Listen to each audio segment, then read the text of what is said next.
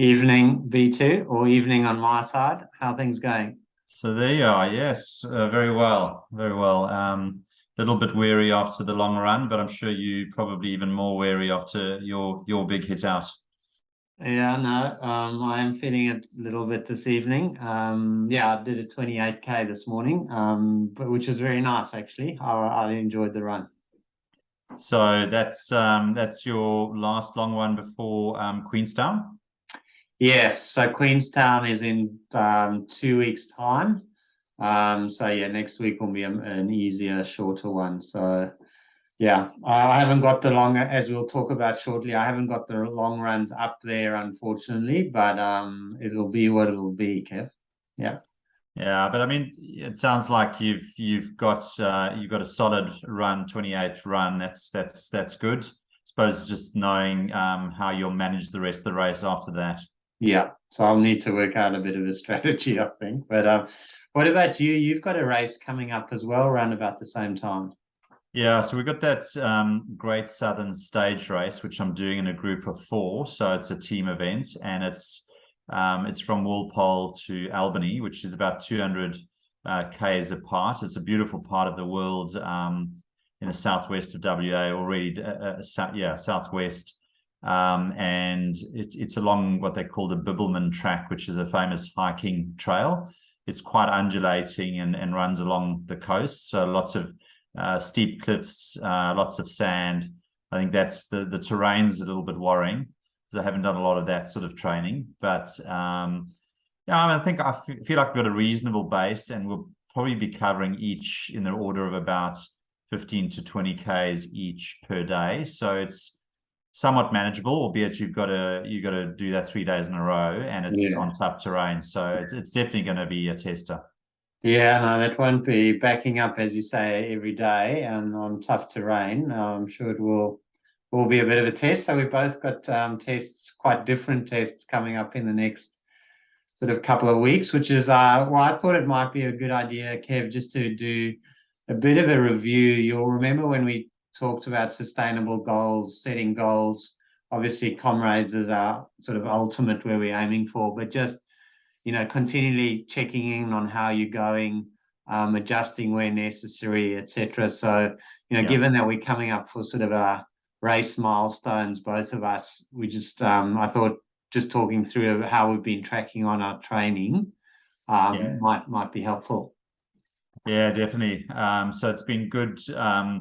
Obviously, keeping a bit of a tally on that and monitoring some of those stats. So yeah, let's throw it up and have a bit of a look at it head to head. Yeah. So I just want to actually show, some of the stats that we're tracking here. This is a pretty raw spreadsheet um, of just what we're trying to you and I are trying to keep the same stats so that we can actually get a bit of a comparison going here. So really it doesn't matter which one we look at, but just we're sort of obviously mapping the weeks. Week one um, was 28th of August there, and there are a number of things we just trying to track on a weekly basis. Our weight, our BMI, which is obviously a function of weight and height, checking Strava fitness levels, total kilometers for the week, total time for the week. That total time might become more important than total kilometers, because I know with the Comrades training, it's actually more of a time-based program than a kilometers program. Elevation will be key as we get into some of the hills. Intensity, that's a Strava measure of how sort of hard you're running your sessions. We're starting to track our strength sessions. VO2 max, I don't look at that a lot, but that's a measure you can look at. Resting heart rate is sometimes useful for a range of reasons. Sleep is going to be very important, and I think probably gets underestimated by people. And then I'm just tracking a couple of other sort of health things as well around my blood pressure. I'm looking at my park runs. That's just more for a little sub goal that I've got. Trying to hit the 50 mark by the end of the year, and then I just also make notes, as I know you have, Kev, on you know, any injuries that I've experienced or illness, and then sort of any treatments that I've been doing. So I know, just scrolling across, you've pretty much done the same for the 11 weeks, which I think, you know, as we go out over the sort of full Comrades training period, this will be a good thing to refer back to and track our progress. Yeah, the only thing that's just as we go through it that I've noticed we don't have much on is any nutritional sort of information, calories in, calories out. So that might be something to think about as well. But I mean, I think we've got a few things covered here, and yeah, I mean, it's been good to do this, get a sense of how one's trending. Yeah. So why don't we? What I'll do is I'll share the summary version that we can talk through, just, you know, in terms of how our respective 11 weeks have gone. So this slide is pretty basic, just to really say we're 11 weeks into since this year's Comrades, when we sort of announced our big goal. We're 11 weeks down, and we've got another 31 weeks to go, Kev, which is not a huge amount of time, I have to say. No, it's funny because you think of it as sort of roughly six to 8 months away, but in terms of weeks, and thinking we've done 11 weeks and we're now looking at 30 weeks ahead of us, it's not a lot of time. Yeah. So yeah, that's a bit of a worrying slide that you've put up there. Anyway, we'll get there. We've still got a bit of time. I don't think we need to panic yet. No. So this one is just a bit of a summary here of, you know, how our respective training has gone. My chart is on the left, yours on the right. And then we've got the sort of head to head. We don't put that up there, as we said, for competitive purposes, Kev. It's more to say, you know, motivational, but also, you know, we want to run this thing together. So we obviously trying to aim to sort of train in a similar fashion, so that we, you know, when we get to the start line there at the Comrades, you know, we're not too far apart and we can actually run it sort of comfortably together. So that's the sort of aim. Yeah, well, just the first thought there is looking at our Ks per week. That's uncanny how close that is. I know it's probably each week been a little bit different, but you know, on average, it's come out at 45. So that's quite amazing. Yeah, it is amazing. And if you look at our respective bar graphs there, which are the kilometers, you know, I think probably for both you and I, it's an interesting always for me, you know, how it's a little bit of a roller coaster. Like if you look at this week, I mean, I had a good week this week. It's my biggest week of 72 Ks, but then previous 2 weeks where I should have had my 2 longest runs didn't eventuate. So, you know, I was hovering, you know, not even at the 50K mark. And that was partly due to the surgery I had on my nose, where it just actually took me a while to recover, and I didn't want to go and push myself on those long runs. So those are the little sort of setbacks that you have, that, you know, you never really catch up that training, but you just got to be realistic that, you know, these things happen and not every week is going to be perfect. And then if I go back 2 weeks again, I had 2 goodish weeks there in the sort of, you know, 50, 60K mark, and I felt like I was really going well. So yeah, it's just the way it goes, but you know, we still got lots of time to Comrades. Yeah, and likewise, I was sort of on a bit of a trajectory. Weeks 3, 4, and 5. You can see my progression. I was edging up the Ks and heading towards sort of 60, and then there's some conscious decision there around trying to dial it back as we sort of started contemplating some of the strength training, and also as sort of my body wasn't sort of holding up to the extent I wanted it to. So I think that's all okay.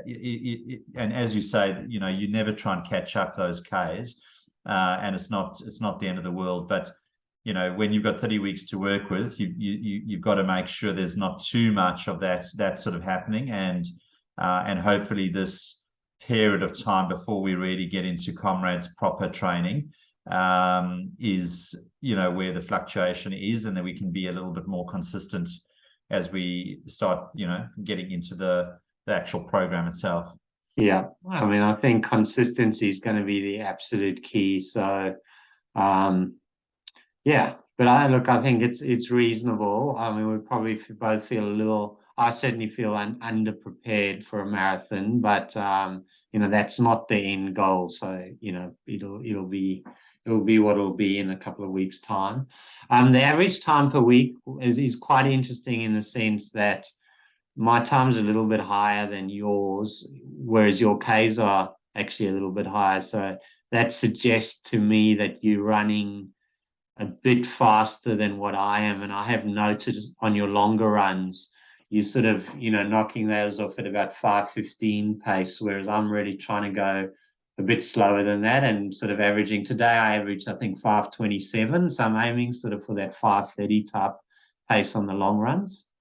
Yeah, I'm certainly aiming for that as well, but it never seems to happen, to be honest. It's a funny phenomenon that one has to work at slowing yourself down. Yeah. Often it's the opposite that's hard to get quicker. But I think because of the nature of sort of how I run, and I've always sort of liked to get things done and squared away and over as quick as I can. Which is a mindset shift I'm going to have to make for Comrades, because when I was running today and feeling it, I thought, oh my gosh, I remember looking at my watch and it was 1 hour 28, and I went, I could be out on the road for 10 hours 28. So Yeah. it's just a mind, just blows your mind type thing. So anyway, I'm contemplating, Hill, just looking at a method, whether it's the MAF technique, which works on heart rate, or running to certain zones that I'm contemplating moving towards as we start dialing the Ks up, and then also shifting away from a focus on kilometers to more time on time Yeah. feet. So that's going to be the shift I'm going to try and make. Yeah. No, that makes sense. And I have to say today, we did it. Well, I did it 28 when you were in Melbourne a few weeks ago, and I think we averaged a bit quicker there, just under 5:20, and I felt it that day. Whereas today, because I'd definitely gone probably close to 10 seconds per K slower, I actually felt reasonably okay. I wouldn't say strong, but I felt reasonably okay at the 28K mark. I felt I had a few more Ks in my legs there. So it definitely does make a difference. Yeah, the other thing I've noticed, and it's a bit off topic, but it's relevant, is the shoe that you wear for a long run is something to play with a little bit as well. And last week I was running in shoes that were a little bit sort of flatter, and this week I tried the New Balance Fuel Cells, which I know you like to run in, and I really actually felt quite good in those for a longer run. And then at the same time found an article about them, or just happened to stumble upon one, which spoke about the rigidity of the shoe, and the fact that it's got a carbon plate and is quite a rigid shoe does actually lend itself more to longer distance running. So that sort of almost validated the feeling I had, which was I felt better in this shoe this week than I did last week. And also for me, that's quite important with my Achilles problem, because I judge my runs about how my Achilles pulls up, and it pulled up better this week than last week. Yeah, no, spot on. I know we haven't sort of settled on the training shoe or the race shoe, to be honest, but I agree it's going to be important. I've been holding my fuel cells back in my long training runs now so that I can get a bit of an edge in the actual race. Yeah. So we'll see how we go. Yeah, no, I haven't actually been using mine either, but I did the last 2 runs in them. It was quite nice not having you used them for a while. It did feel like they do give you a little bit more. Yeah. So yeah, a good shoe. Yeah, no, definitely. Let's talk a little bit about elevation, because we're going to have to get those levels up, particularly me, Well, significant. lucky the Queenstown Marathon's flat. Otherwise, you'd be in a bit of trouble. Yeah, no, spot on. Well, as you know, where I live, it is pretty flat, so I've got to drive to find hills, which I will need to do. But like, you've obviously managed a bit more elevation there than what I have. Yeah, I mean, probably also there've been a few runs where I did have a one particular trail run which was heavy on elevation, but yeah, there's probably a few more hills around, and yeah, because I'm moving around for my runs, and to different sort of areas, we tend to find more hills. And it's not really, I haven't really looked for them, so it's probably just the general type of running is a little bit more hilly. But yeah, I mean, I think even so at 363, that's not massive amount of elevation on an average per week, but that's going to be important. And I was talking to Mark, who's doing Comrades as well, about this, and how we need to seek out, some hills for, and how important hill training is going to be. Yeah, no, spot on. And then, Kev, that, yeah, as we know, the average intensity per week, that's a Strava score, which basically is an effort sort of measure that uses your heart rate and I think one or two other factors if you have the functionality on your watch. But that score there isn't surprising to me. You've got a higher intensity, probably because you've run more elevation and you've also run a bit quicker.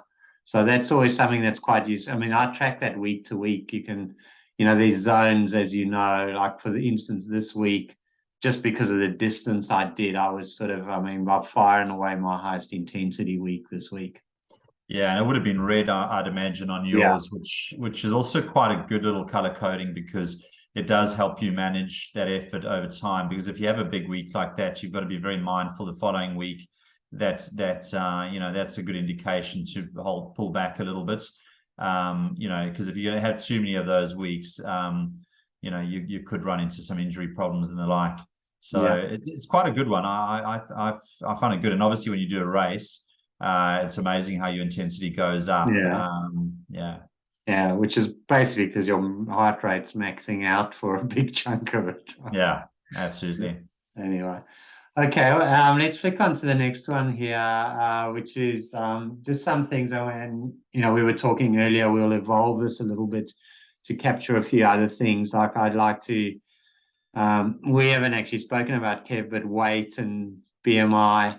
I have an ideal sort of race weight, which I'm not at, that I'd like to get to. There's just something that I'll track over time, but we haven't actually captured the data for some of those. So what we do have on here is the Strava fitness score, which is quite a useful score as well.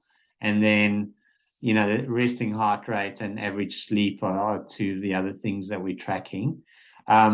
Why don't you tell us a bit about your Strava fitness score? So what's on there is your change percentage.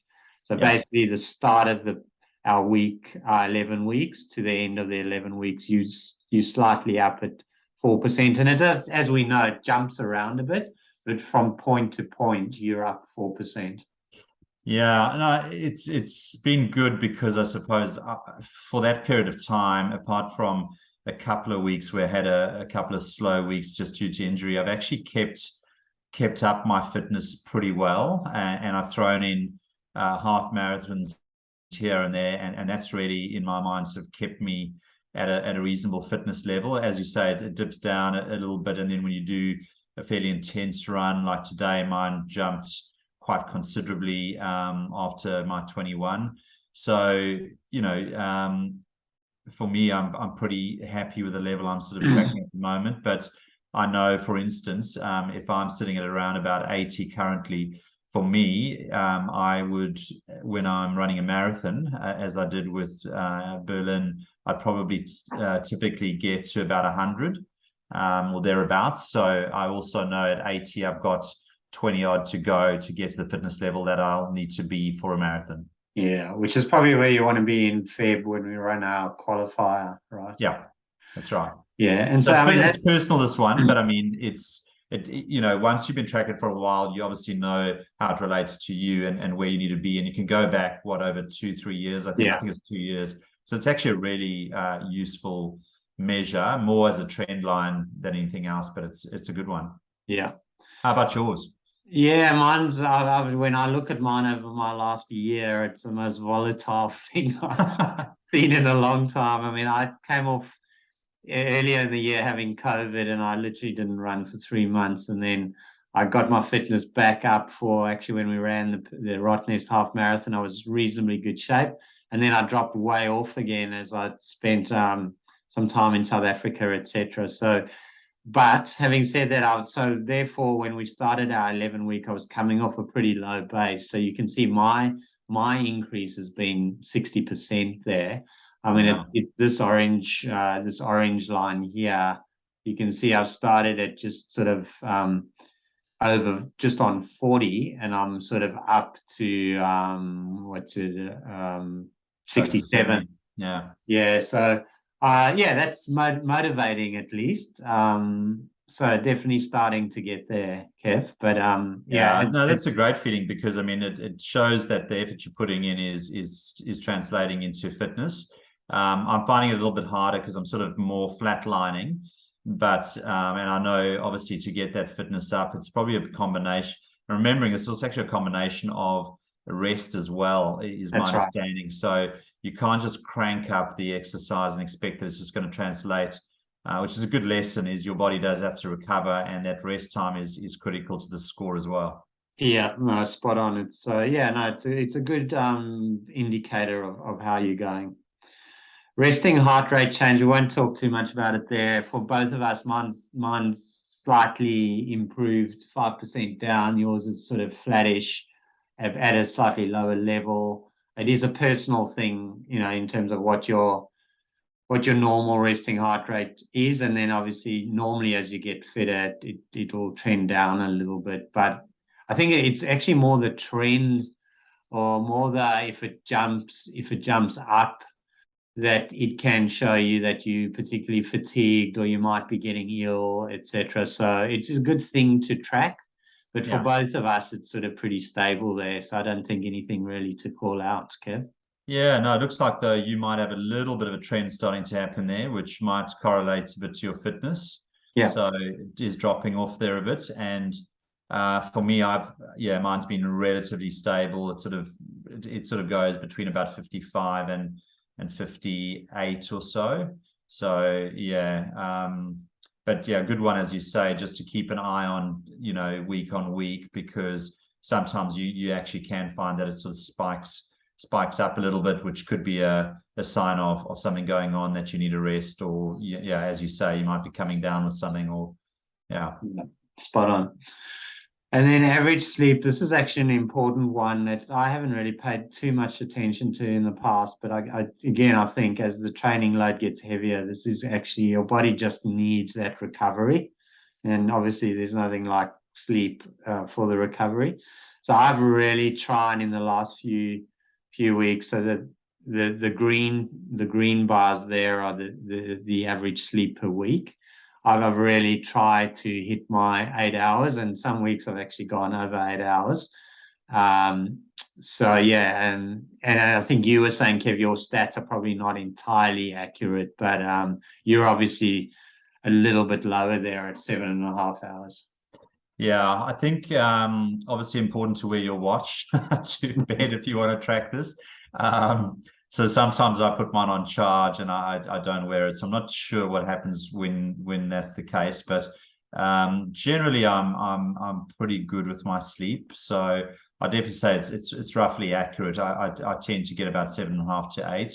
But no, I'm going to try and be a bit more religious around wearing it, just so I can track it more carefully and just see if that does make a difference. And you know, as you know, I run pretty early, so it is important for me not to loll around late at night, because you know, then you just don't feel fresh for your run. So it's very easy to get into that habit of falling asleep on the couch and that sort of stuff. I don't think that's ideal.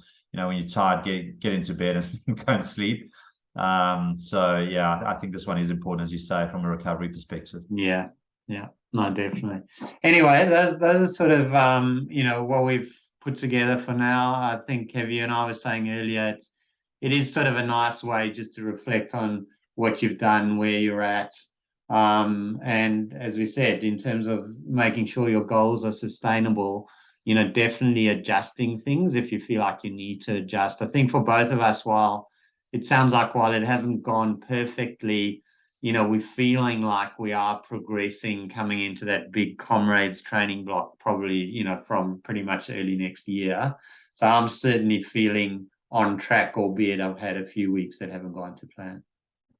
Yeah, well, sort of pleased from my perspective that the injuries haven't necessarily got worse. I'm still carrying a few of them, but they haven't necessarily got worse. I've been able to maintain some fairly good kilometers and some good long runs.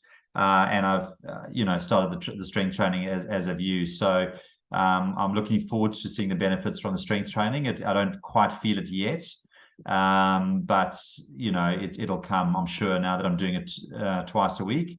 What I am starting to feel is in the classes themselves, getting a little bit better at the exercises and progressing a bit more with the weights and the like. So there's some progression in the class. I want to see that obviously translate into my running, but I think it will come. So Yeah, no, absolutely. And I think you're a little bit ahead of me there. I did manage 2 sessions this week though, and we will start tracking those. We've got it on our detail spreadsheet there, but there just wasn't enough data, unfortunately, to put it up. But yeah, that'll be a really important one. Yeah. Anyway, Kev, I think next week we're going to just talk a little bit about races as we both come into our respective race. But I thought what I'd do is just leave us with a quote, unless there's any sort of final word from you before I do that. No, looking forward to talking about races as well, because it's an important part of running, and some people don't like races, so but we'll talk more about the merits of those. And yeah, I'm looking forward to that session. And then following that, obviously, we'll have some ability to talk about your marathon and my trail adventure. So looking forward to reporting back on those and maybe bringing a little bit of footage from those places as well. Yeah, no, absolutely. Both stunning locations that I think we're going to respectively be in. Yeah. Okay, well, I'll leave you with the quote, which says, the quote is, "The will to win means nothing if you haven't the will to prepare," which, and that's by, I'm not sure I'm going to get this pronunciation right, Juma Inkanga, who was the 1989 New York Marathon winner.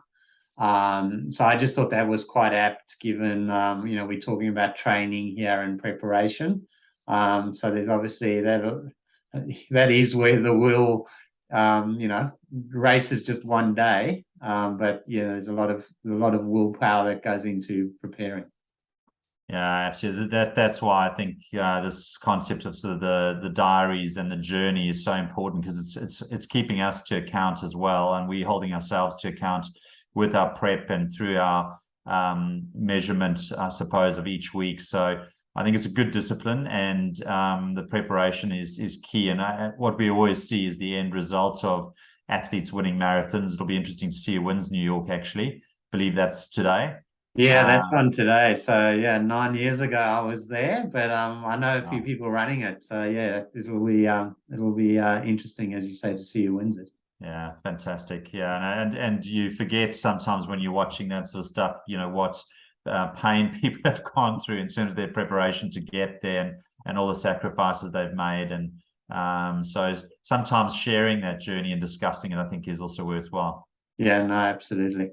Anyway, Kev, it's been good to catch up and just talk about those few things, and have a good week, and we'll chat again next week. Likewise, and don't forget your strength classes. I'll try. All right. All right. See you. See you then. Bye. Cheers. Bye.